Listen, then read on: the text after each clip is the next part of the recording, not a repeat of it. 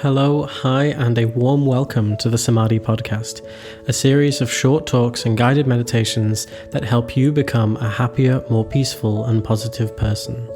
Learn how to calm the mind, deeply relax, gain control of feelings and emotions, and let go of stress and anxiety.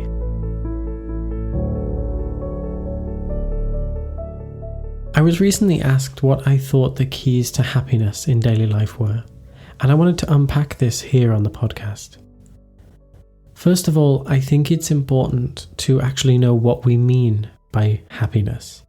And here in this context, I think we're talking about genuine happiness, fulfillment, contentment, all of these qualities of deep and meaningful happiness that come from within. Of course, there is also hedonic happiness, pleasure from outside, from having or from doing nice things. But personally, I have nothing to add to the pursuit of external success or wealth or reputation and so on. But it is important to recognize that hedonic happiness does have its place in our overall well-being. Of course, it's very difficult to cultivate a peaceful mind if you don't have enough food, if you're struggling to pay bills, or you don't have a roof over your head. But as the Buddha and many contemplatives east and west have discovered, and even happiness researchers have demonstrated, once you have enough of those things, once you have enough money to not have to worry, to have a bit of freedom, once you have enough food to be healthy, well, once you sort of reach that threshold, you don't get any more happy from having more. So from having twice as much, 5 times as much, or even 10 times as much. And we see this, don't we? The richest people in the world can be some of the most troubled in our society. So people all over the financial spectrum, from very poor to very rich, can be all over the happiness spectrum as well. The amount of wealth you have, or reputation you have, and so on, doesn't necessarily dictate how happy you are. So I believe that we are seeking something more than that. Something more tangible, something more lasting, authentic. And that is genuine happiness, samyak sukha in Sanskrit. And that is something that we bring to the world, not something we get from the world. That kind of happiness, contentment, inner peace, inner calm is the kind that can be there whether things are going well and we're enjoying life, or even when things are going wrong and we're experiencing challenges. Because it's not dependent on the external world. So, the keys to happiness then in daily life. Through direct first-person experience, many people from all walks of life, traditions and disciplines have discovered that genuine happiness can be found through 3 main specific domains. And they are living an ethical way of life, cultivating exceptional mental balance, and generating wisdom. In the Kandaraka Sutta, we see that the Buddha himself described 3 types of genuine well-being that correlate with these discoveries. So he described them as well-being arising from a clear conscience and contentment, well-being gained through samadhi, and supreme well-being of complete freedom through insight. And ever since I was introduced to these, I've taken them as advice for a daily practice, because the entire Noble Eightfold Path is encompassed in these 3, as are the 6 perfections of Mahayana Buddhism, and the 3 higher trainings are these 3. So that first type of well-being arising from a clear conscience and contentment, this refers to the well-being that comes from living an ethical way of life, from knowing that we are not causing harm in the world, that we're living a life of benevolence and non-violence. It's not difficult to see that if we are confident that our influence in the world is good and that we're not harming anyone or anything, and we've done nothing wrong, that a mental peace arises from that knowledge, from that confidence. If we feel we have done something wrong, if we often regret our actions, the way we behave, the things we say through our anger or stress, this leads to an unease in the mind, feeling like we're a bad person, perhaps some guilt or some shame. And all of this inhibits our ability to be happy because we can't settle.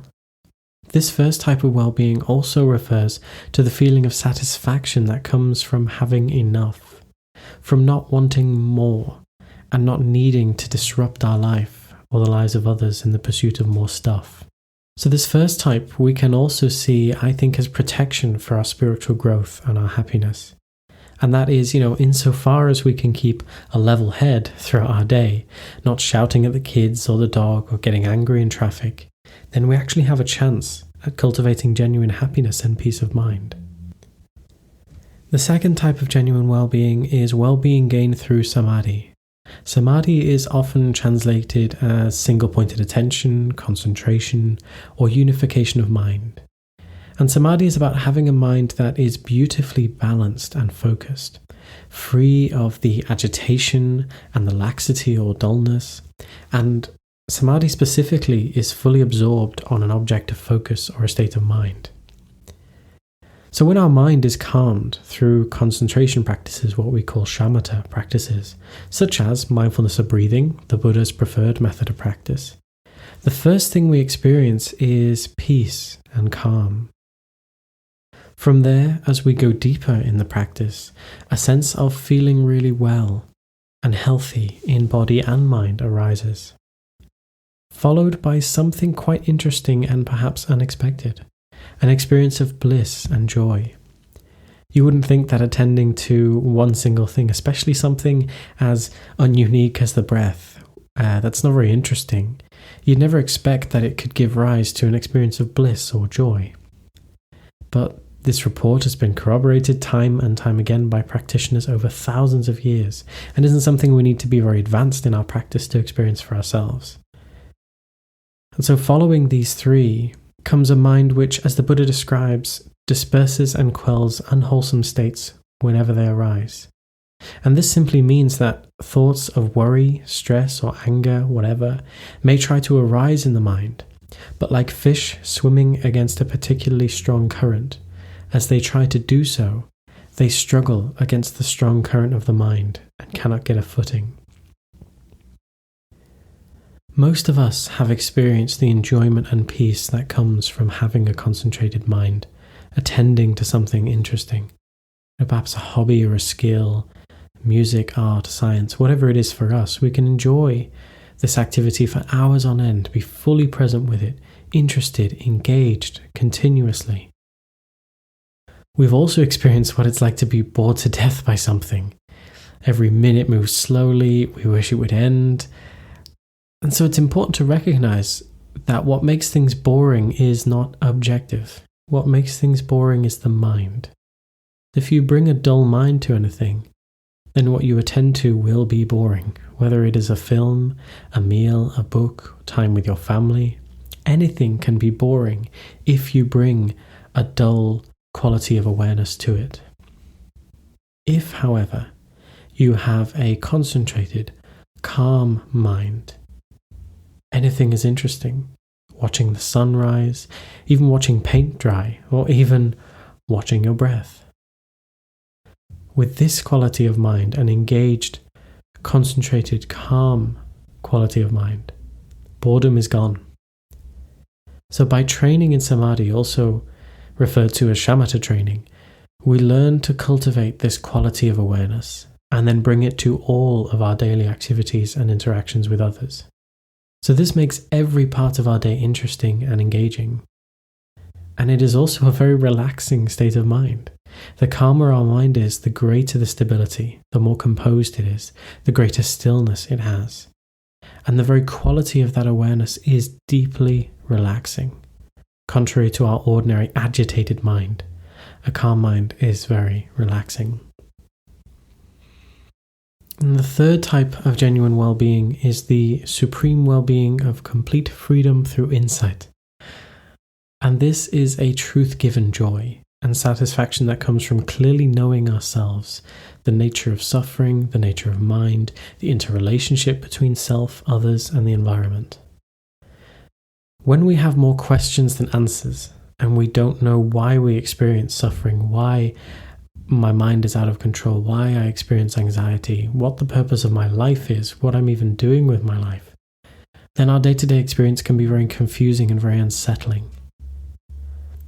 But when we have gleaned insights through our own experience into such things as the nature of mind, how thoughts, feelings, and emotions, their hows and whys, and we've come to an understanding of the truth and had our questions answered, then a feeling of well-being arises from that confidence, from that understanding, from that lack of confusion.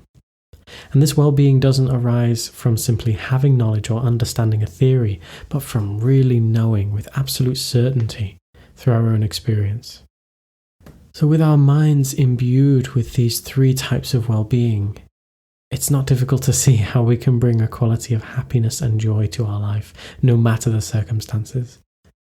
We feel joy going about our day, with a warm-hearted, kind presence towards others, avoiding harm, content with what we have. We're experiencing a calm, steady state of mind, not an agitated one, overloaded by stimulus. And we have an inner understanding that makes no experience confusing or without an answer. If a difficult emotion or challenging situation comes up, we have tools for dealing with them, and we're able to just transform them quickly. So it's not surprising then that training in these three areas became a central part of the Buddhist path.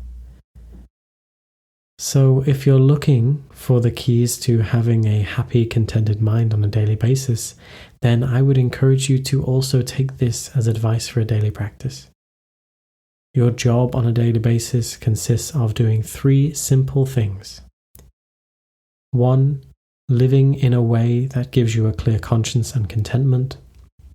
2. Cultivating some mental balance through meditation, such as mindfulness of breathing. And 3. Reading, learning, studying, or meditating on something which increases your inner wisdom and releases you from not knowing. The real meaning of practicing Dharma and cultivating your mind is this: turning everything that arises in your day into the path, cultivating these three avenues, and in this way, moving closer and closer to your true inner nature and genuine happiness.